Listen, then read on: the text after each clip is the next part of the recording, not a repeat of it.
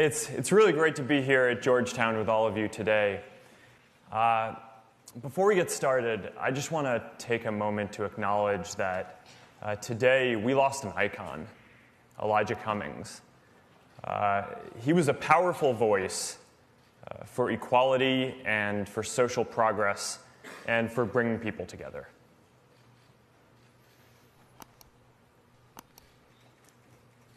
Back when I was in college, our country had just gone to war in Iraq. And the mood on our campus was disbelief. A lot of people felt like we were acting without hearing a lot of important perspectives. And the toll on soldiers and their families and our national psyche was severe, yet most of us felt like we were powerless to do anything about it. And I remember feeling that if more people had a voice to share their experiences, then maybe it could have gone differently. And those early years shaped my belief that giving more people a voice gives power to the powerless and pushes society to get better over time.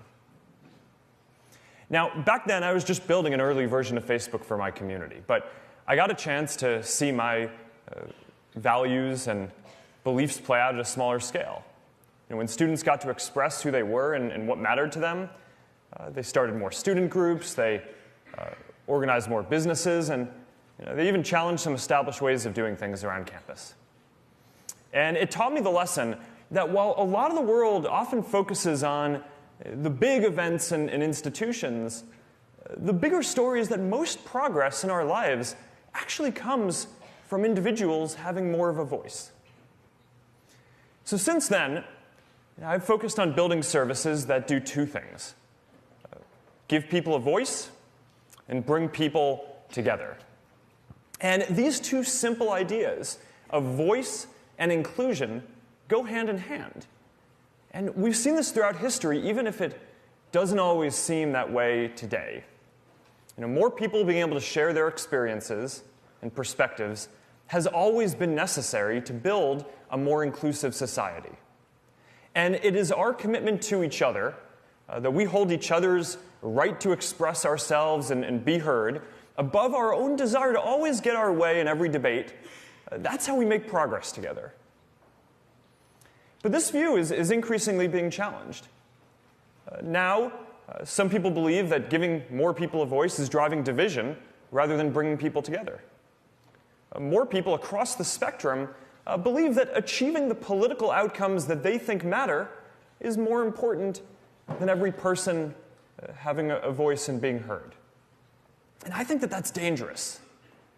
So today, I want to talk about why and some of the important choices around free expression that I think that we face going forward.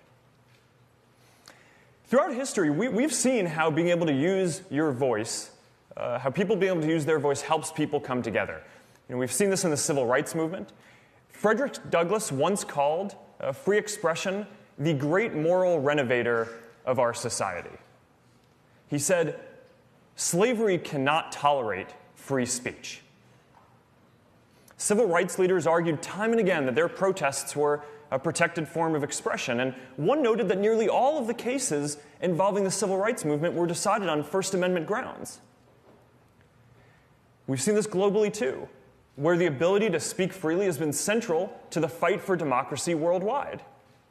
The most repressive societies have always restricted speech the most, and when people are finally able to speak, they often use their voice to call for change. In this year alone, people have used their voices to end multiple long-running dictatorships in northern Africa, and we're already starting to hear from people whose voices had been excluded just because they were women or because they believed in democracy. Now, our idea of free expression has become much broader over even the last 100 years.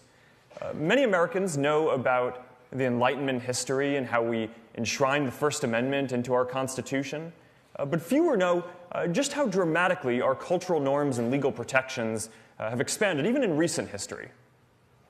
The first Supreme Court case to seriously consider free speech in the First Amendment was in 1919, Schenck versus the United States. And Now, back then, the First Amendment only applied to the federal government, so states could, and often did, restrict your right to speak. Our ability to call out things that we felt were wrong also used to be a lot more restricted. Libel laws used to impose damages if you said something negative about someone, even if it was true. The standard then shifted, so that way it was okay as long as you could prove that your critique was true.